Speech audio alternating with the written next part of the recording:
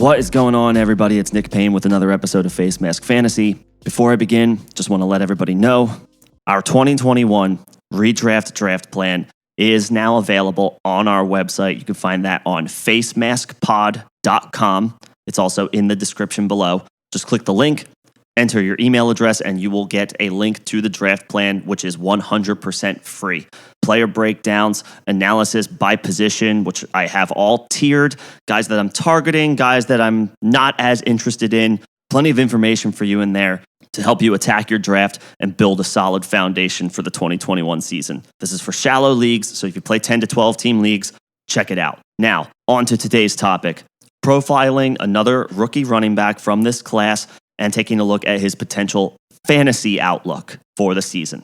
Up today, Michael Carter, 4th round pick, 107th overall to the New York Jets. New York was very happy to get him. They expected Carter to be gone by the 3rd round. He was available to them a round later, and they gladly scooped him up. Carter played all 4 years at UNC, and he led the team in rushing scores as a freshman. Missed a little bit of time his sophomore year with an injury, but in limited work, he still averaged 7 yards a carry. It's pretty good. First 1,000-yard rushing season as a junior, and his senior season, he really shined.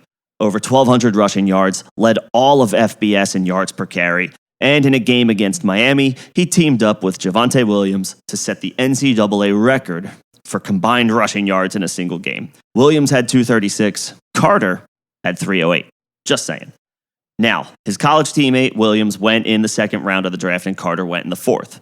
For fantasy purposes, I am high on Williams' potential this year, but to be fair, he's facing a solid veteran incumbent in Denver. With Carter, he does not face such competition in the Jets' backfield. The team signed Tevin Coleman to a contract, and they have holdovers in Ty Johnson and LaMichael Pirine. Coleman's coming off an injury-riddled 2020 with San Francisco. His numbers were way down. At this point, he's a role player at best, and I wouldn't be surprised to see Ty Johnson beat a guy like Coleman out. Johnson was decently productive in limited opportunities last year. But all this to say, Carter has the inside track to see a solid floor as far as touches go. 200, 250 carries doesn't seem to be an unreasonable ask. The question is, will he turn that into fantasy relevancy? He was tremendous at UNC on a per-carry basis, so I think it's fair to say he's got good vision and anticipation. Efficiency will get you everywhere in the NFL, and if he's able to get 4.5 yards a touch, Carter could turn out to be a solid RB2 who's being drafted as an RB3 or 4, depending on the platform you use. Just taking a look at Yahoo, I know Yahoo is a popular platform for redraft leagues.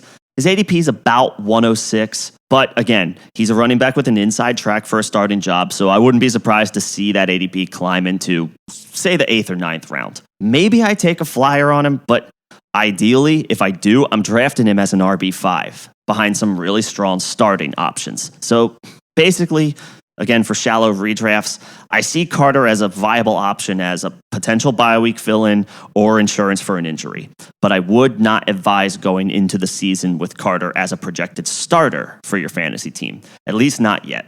In dynasty rookie drafts, solid option at the end of the 1st round, top of the 2nd round. If you don't have to reach, Carter should provide solid depth. I will say it should be noted that Mike LaFleur is the new offensive coordinator for the Jets. He followed new head coach Robert Saleh from San Francisco. So just throwing it out there, there could be some influence from the 49ers offense that we see with the Jets, which could mean the team deploys a running back by committee, because we have seen Kyle Shanahan do that for a couple of years running now. So it's absolutely possible that the Jets find work for other guys, not just Carter, which will cap his ceiling. Just throwing it out there.